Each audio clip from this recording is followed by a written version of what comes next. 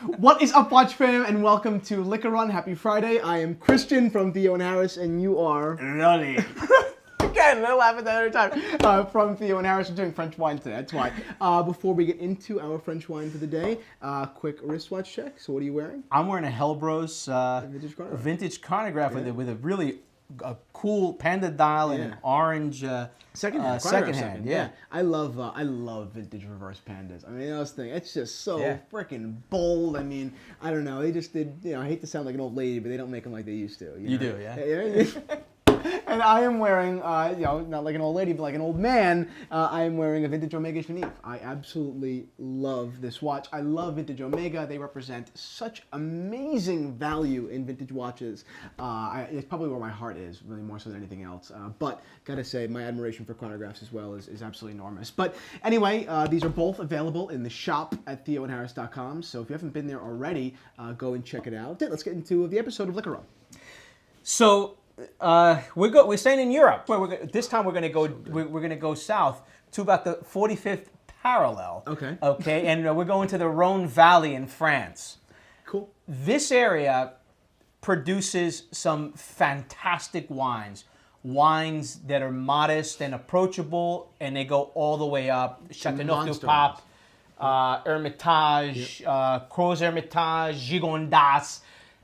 There's a lot of pedigree there and a lot of history. If you consider the Rhone region, in 1308, Pope Clement V brought the Pope's castle. The papacy went to Avignon. Yep. The Avignon papacy. That was a big debate, and that was the Dante era and everything like that happened after he passed. But yeah. So it is a lot of history there, a lot of attention to winemaking.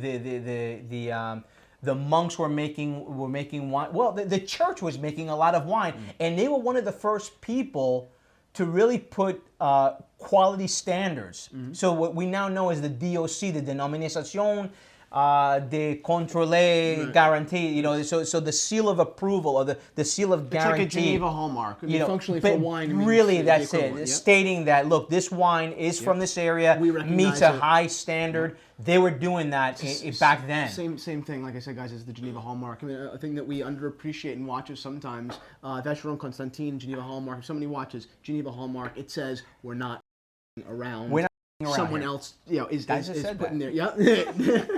All right. Let's. So what else should we know? So today we're going to talk about Paul Jaboulet. Okay, fantastic wines. Yep. He goes right up the ladder. They go up the ladder from the simple Côte du Rhône villages, right up the ladder to Hermitage and even Châteauneuf-du-Pape. So you really could follow the whole wine line all the way up. You can you can start here and then move right up. Why I chose this, once again, value prop. Yep. This is a $15 bottle of wine. $15. And Syrah, Grenache and Syrah are the principal grapes here. 60-40 blend. Lovely. Should be great. This is a widely produced wine, so you'll definitely be able to find it. Cool. Thanksgiving, guys, is right around the corner. Yep. Get it. You've got more holidays coming. Yep. A lot of entertaining to do. You want a solid bottle of wine. It's important. We talked about this before, and you could start opening this. Well, give a little. It's important, to really pick your.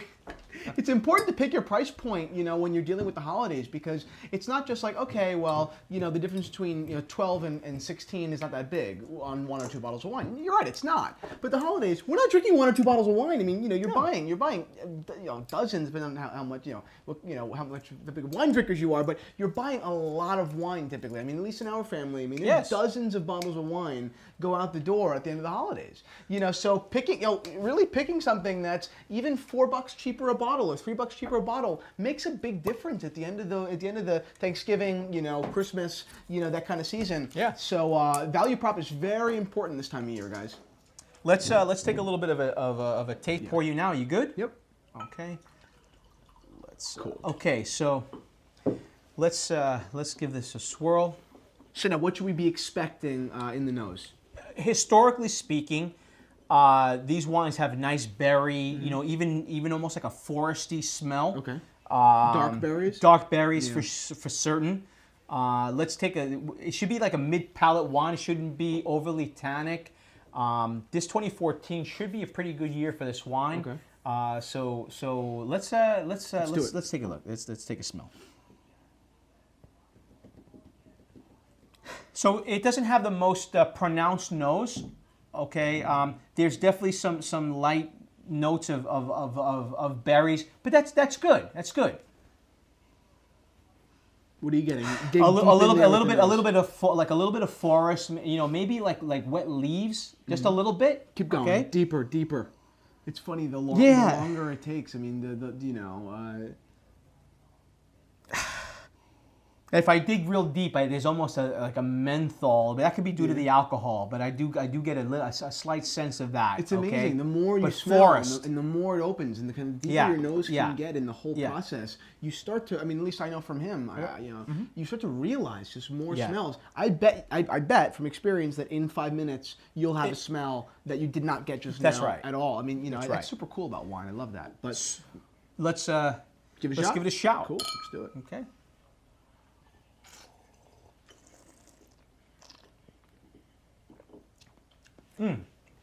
So, very nice. Dark fruit, raspberries. Okay, dark fruit. Okay. We just had a bottle of white, so jarring difference. Completely different. So I'm trying to adjust my palate and remember that wine isn't necessarily. Oh, that's wine is not supposed to taste like that. So it is good though. Now I'm just trying to get used to it. Not overly tannic, very very modest tannin. I like this wine a lot because it has some real decent structure, but it doesn't bite your tongue. So I find that a wine like this is really versatile with a lot of holiday food. Okay. The holiday table is always a mishmash of flavors. It can get a little. It could be a little sweet. It could be a little savory. There's so much going on. It's very difficult to pair a wine. However, a wine like this does very well because it doesn't pretend to be the star of the show. Mm-hmm. Okay, it's a good complement player. Yeah. I'm coming around to it. I'm trying it one more time. I'm just trying to, like I said, just adjust to it. And you see, there you go. It's a little bit lighter now. I feel like the contrast is wearing off, and now I'm just getting used to this. It's funny when you change wines. Jeez. Yeah. But no, you're right. I'm getting a lot of cherry. I mean, I get cherry on this. It's dry. It's dry in the front, right? I mean, it's not. It's not this bone. It's not this bone thing. It's a modest tannin. But it is dry. I think it's pretty tasty. I think it is, and I'm coming around to it more and more every 10 or 15 seconds. So keep that in mind. So Grenache and Syrah. Okay, so I think what's the blend? So it's about I believe it's 60-40 Grenache to Syrah. Okay. So the Syrah definitely rounds out. We've had a lot of Grenache wines from Spain, Garnacha. Yep. Okay, and they tend to be a little bit inky. I think in this case the Syrah kind of mellows it out a little bit.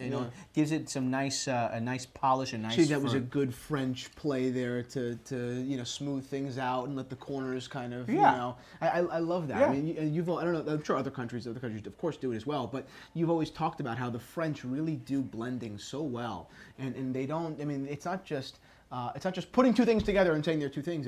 It's using a little bit of this just to perfect the other. Yes. It's not supposed to be the perfect both. It's this, and we're going to perfect it with a little bit of that. And that's just an interesting kind of idea that not everything can be the star within this wine. It has to be the wine's the winner, not just this one particular grape. And I just do like that about at least how you've explained the process of blending wine. Yeah, the Italians do it as well. Yeah. I mean, I think now it's a common practice. Does it. But the French really at least you've been we very know about how the French do 100%. In Bordeaux, you see that a lot, and Grenache, Syrah. They reign supreme in that area, and that's what we have here. Okay, so you are recommending this for Thanksgiving then, next Thursday? Oh, this would be. I am absolutely recommending this. I know I told you a little bit about Beaujolais, the Marcel Lapierre, delicious wine, fun wine. You can have this at the table. Yeah. You can certainly have this at the table. I'm thinking, I like this. It's a little bit more serious, but in a very, very modest way. Yep. I posted $15. Yeah. You're still not breaking the bank. That's right. When I'm tasting this wine, I don't know if I mentioned this, I'm really thinking about, I'm thinking cold weather, sweater, you know, a little bit of meat, you know, maybe some stuffing for Thanksgiving. Yep. But that's kind of, you know, I'm thinking about those kinds of foods. Although the sweater isn't a food, but it's that kind of emotion. It's that environment that this wine, I feel, plays in really, really well. But I enjoy this wine a lot. Again, this is not a boutique wine by any means. There's mass distribution of this wine, but big doesn't necessarily mean bad. Yep. I think we've shown that over the past couple of episodes. Yep. We've bounced around between big producer to very small producer. It's fun to have super small, but you know there are big guys doing very good job. The commonality is that available. are you big but still pay attention to the small details and still keep the price relatively affordable? They fit the bill. Yeah. So I love this wine. Hey, look, there are other great producers in the Rhone Valley too. I think one that comes to mind is Jean-Luc Colombo, which I adore. And that's, if you want to go more boutique, Jean-Luc Colombo is definitely one that absolutely seek out. But if not everywhere in the United States or anywhere in the world can you find Jean-Luc, I think this is a fantastic wine to really even that sip, every sip it's getting a little bit better, I think. I don't know, I feel like it's getting lighter in my mouth. I don't know if that's necessarily because it's airing out, or that's because I'm drawing further and further from the contrast. Yeah. But I'm really starting to enjoy this wine a lot. I think that you're absolutely right with the Thanksgiving recommendation on this wine. I think it's actually really delicious. Consider stuffing savory. Consider yams sweet. You know, consider Brussels sprouts with pancetta or anything. It's savory, you need salty, sweet, right? Yeah, you need Brussels sprouts. So but right, you cannot have a green vegetable without pork. You know. Sorry, vegans. I apologize. But all right, sounds good. So at $15, I'm absolutely getting around to this wine. Not the first time I've had this wine. I know I do enjoy it. So I think that this is definitely a recommendation for Thanksgiving. I think you were right on point there. Yeah, and I think I just turned you on to a new style of wine, wine. Yep, I like which this is great. I love it. So I'm doing my job. Doing his job. All right, guys. Thank you so much for watching Liquor Run. Happy Friday. That's it. Check in. What did he do? I missed that. What was that? You said I just did that. That's so weird. Check in again next week. I never do that. There's a wine now all of a sudden? It's weird. Check in again next week for Liquor Run. We're doing a beautiful Italian wine. And that's it. So check out the watch shop at theoharris.com and have a great weekend, guys. Ciao.